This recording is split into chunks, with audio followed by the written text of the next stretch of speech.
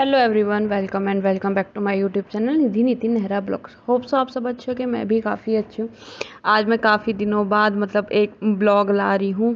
और ये सुबह का मेरा रूटीन, ये ना बाहर जो फैमिली मेम्बर्स जो बाहर सोते हैं उनके मैं कपड़े वगैरह हटा रही थी, क्योंकि सुबह का सबके घर में यही काम होता है। मोस्टली मेरे घर में तो यही काम होता है कि सबसे पहले कपड़े वगैरह उठा। और उस दिन ना इतनी आंधी आई थी रात को, बारिश का मौसम चल रहा है कि पूरा ना, एक तो हमारे घर में ना सफ़ेद टाइल्स है, उन पे धूल मिट्टी इतनी हो जाती है, इतनी हद से ज़्यादा। तो अभी मैंने झाड़ू लगाने से पहले मैंने अपनी जितनी दवाई के रैपर्स थे, जो फालतू हो जाते हैं ना, जैसे जो खाली हो या जो यूज़ में नहीं हो, तो मैंने सबसे पहले उनको थोड़ा कम कर दिया, क्योंकि मुझे लगता है कि पैकेट ना बहुत भारी सा है, मुझे पर्सनली लगता है। तो फिर मैंने ये करके फिर झाड़ू लगाई।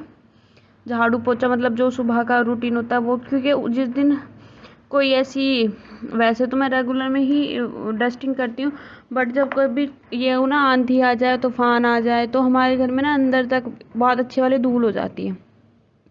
और मैं सिर्फ आपको अपने ही रूम का दिखा रही हूँ, बाहर का मैंने आपको नहीं दिखाया था, क्योंकि रूम में भी इतनी ज़्यादा धूल आ जाती है ना कि एक लिमिट के बाद बहुत ही ज़्यादा धूलम धूल। एक तो खुला हुआ है, इस वजह से भी बहुत ज़्यादा धूल आती। और अब मौसम चल भी हमारे यहाँ ऐसे ही रहा है, कभी आंधी कभी कुछ, बहुत ज़्यादा आंधी। और ये उसके बाद मैं आपको अपना फ़र्श दिखा रही हूँ। झाड़ू पोछे में बहुत ही ज़्यादा धूल धूल हो रही थी, और जब धूल हो ना तो फिर ज़्यादा ही, झाड़ू कितना भी आप अच्छे से लगाओ तो फिर भी पोछे से जितना क्लियर होता है उतना नहीं। अब थोड़ी देर आराम करके फिर मैं जाऊंगी किचन में। अभी फ़िलहाल घर में सिर्फ मैं और भैया है, छोटे वाले, और सब गए हुए हैं बाहर। बाहर ऐसा नहीं है कि कहीं वैसे बाहर गए हुए, सिर्फ घर से बाहर गए हुए। तो अब मैं थोड़ी देर आराम सा करके फिर मैं किचन की तरफ प्रस्थान करूँगी।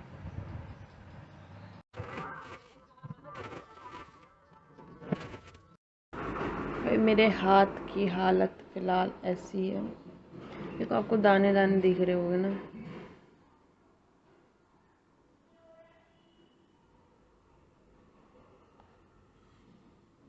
तो फ़िलहाल किचन में तो मेरे ना हाथ की हालत ऐसी है, और पैर की ना लेफ़्ट ही पैर की हालत इससे भी ज़्यादा ख़राब है। इतने दाने हो रहे हैं, मुझे खुद कुछ नहीं समझ में आ रहा।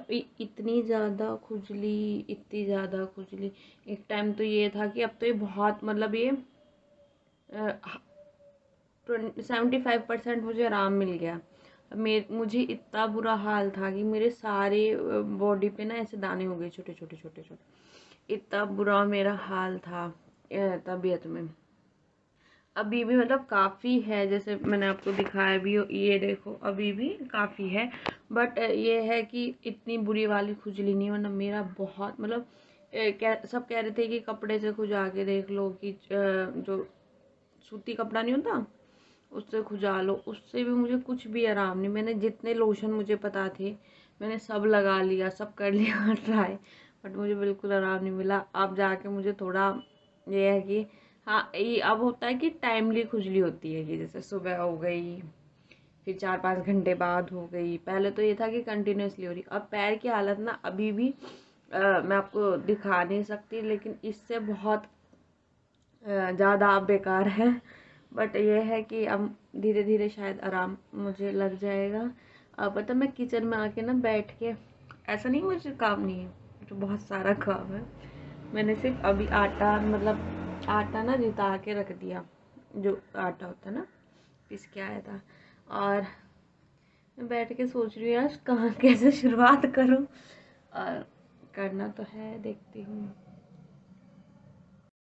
यहाँ रखा मैंने फिर दूध वूध गर्म करने के लिए, और सारा काम जो छोटा मोटा था, क्योंकि नाश्ता सुबह का उस दिन नहीं बन पाया। रीज़न मैं आपको इसमें आगे बता दूंगी कि सिलेंडर ख़त्म हो गया, बट ये ही काम मैं कर पाई थी, इतने में ही हमारा सिलेंडर स्वाहा हो गया था। का काम मैं कुछ भी रिकॉर्ड नहीं कर पाई, क्योंकि फ़ोन में चार्जिंग नहीं थी, सिलेंडर ख़त्म हो गया था। इस चक्कर में सब जल्दी जल्दी क्योंकि आज हमें ज़रूर जाना था बाहर, इमरजेंसी है कुछ बाहर जाने की।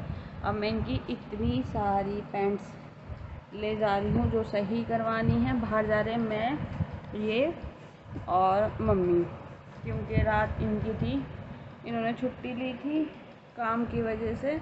तो सुबह से मतलब ये 5 बजे से ही बिजी है, बट अब एक बार मेरा एक काम करवा दे। ये बैठे नहरा, तो ये बस अब हम निकलेंगे बाहर के लिए। इसके बाद ना हम निकले, मैं मम्मी और नहरा जी निकले थे। मतलब मुझे जाना था डॉक्टर के यहाँ, तो हम तीनों निकल गए थे। तो ये रास्ते में, और ऐसा कभी नहीं हुआ कि मैं जाऊँ और मुझे जाम ना मिले। थोड़ी दूर के बाद मुझे जाम मिलना ही मिलना है, कंफर्म है। मैं हंस रही थी कि कंफर्म होता है मुझे जाम मिलना। बट उस दिन ये शुक्र रहा कि डॉक्टर के यहाँ भीड़ नहीं थी।